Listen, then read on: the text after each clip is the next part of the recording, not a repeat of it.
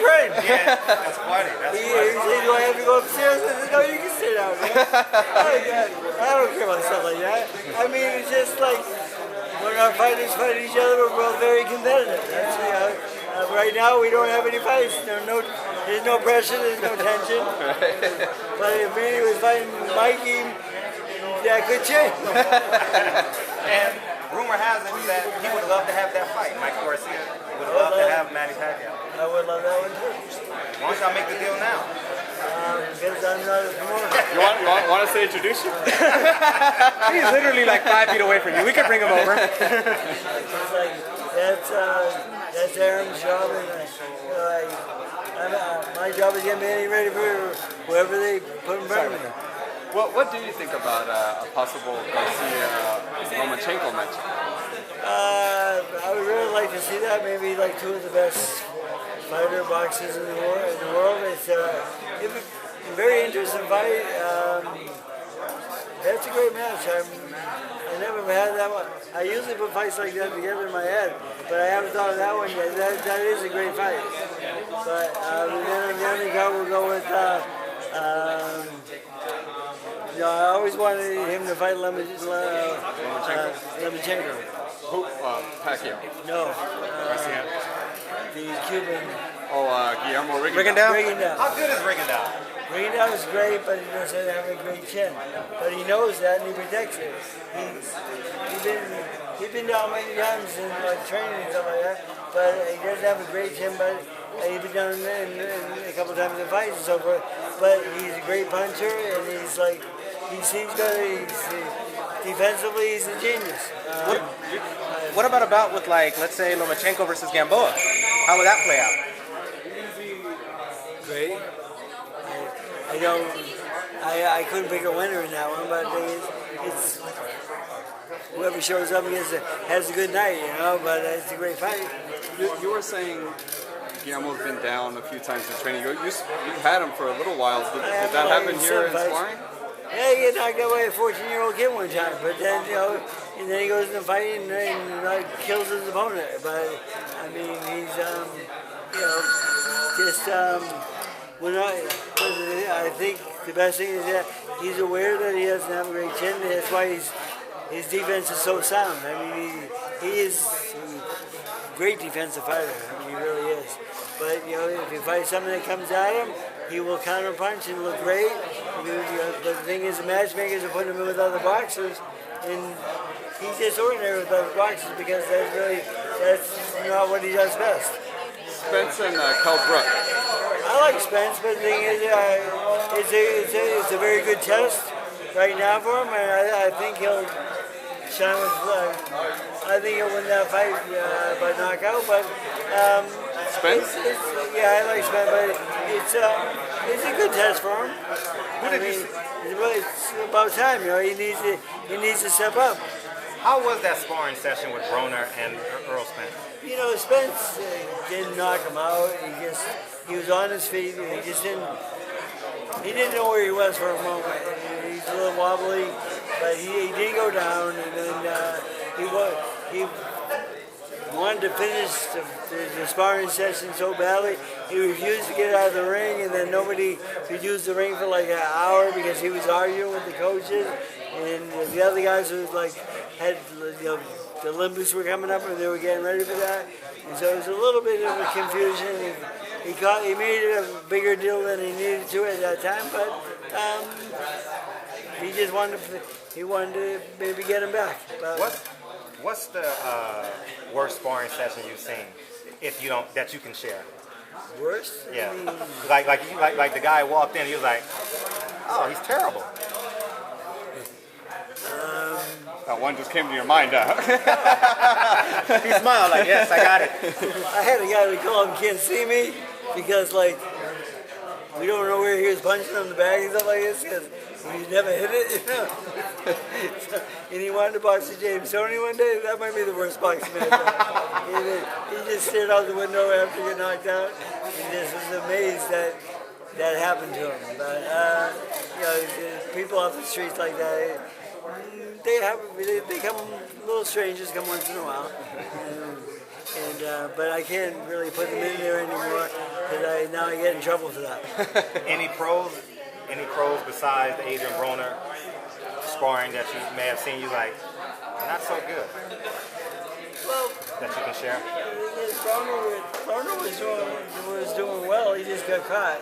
So I mean, it wasn't like someone was killing him. It just he made a nice move and pivoted over and he hit him with that right hook, and that's one of his best punches. And just it happens in boxing, you know. I mean, I get knocked down in sparring a couple of times in my life, but like it's just Johnny. No. White Lightning. It was. I forget his last name. It was a while ago. He's a prospect coming up. Real fast hands. We talk back. Go back in the '80s. Yeah, you weren't born yet. What do you remember from the sparring between Mikey Garcia and Manny Pacquiao? Pacquiao was in his prime when they sparred. It was actually upstairs. Bobby was just telling me this is his first time here in the bottom gym. What do you recall from the sparring between Mikey Garcia and Pacquiao, being that the people kind of want to see that fight? It was very competitive, you know. Pacquiao, you know, at that time Pacquiao was a bit of a killer and doing really well with sparring, but Garcia held his own with him. It was very good for both fighters. I mean, nothing happened that wasn't supposed to, but everything, it was a good sparring session. Jorge Linares was sparring Pacquiao around that time as well.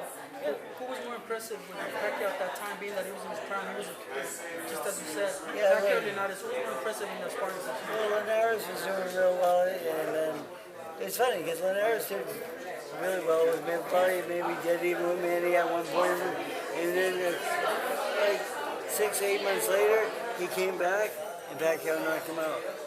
Linares? And he never did that to Mikey, anything close to that to Mikey. No.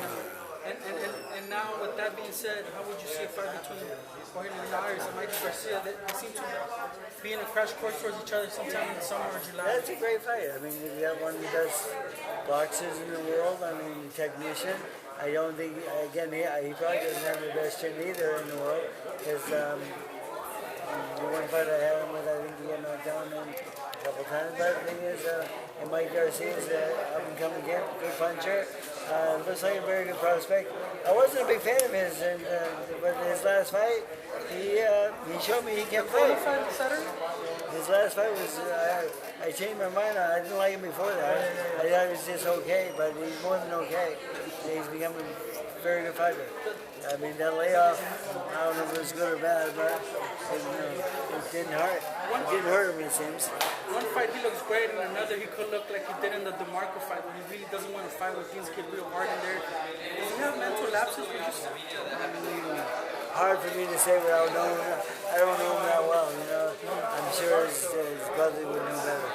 Who's Manny Pacquiao's toughest sparring partner, would you say? Toughest sparring partner? You can name a couple.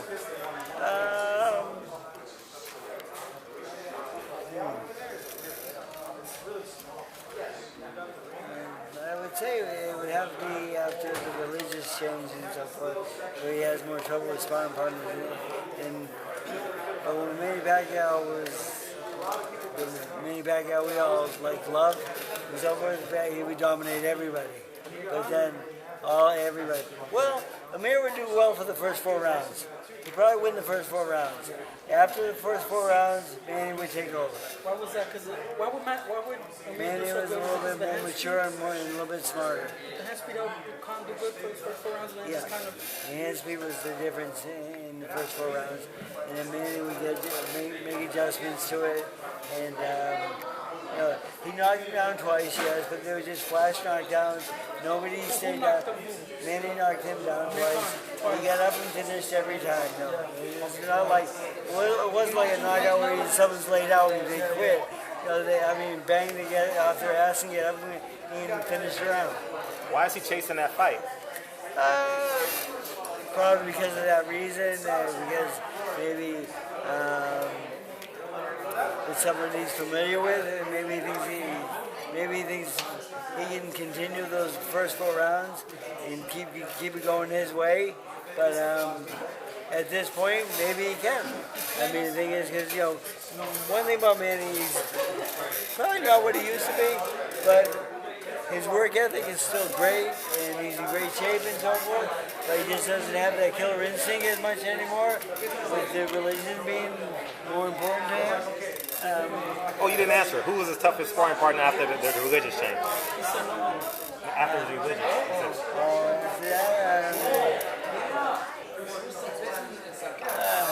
Who's that kid from San Diego? Pretty good fighter.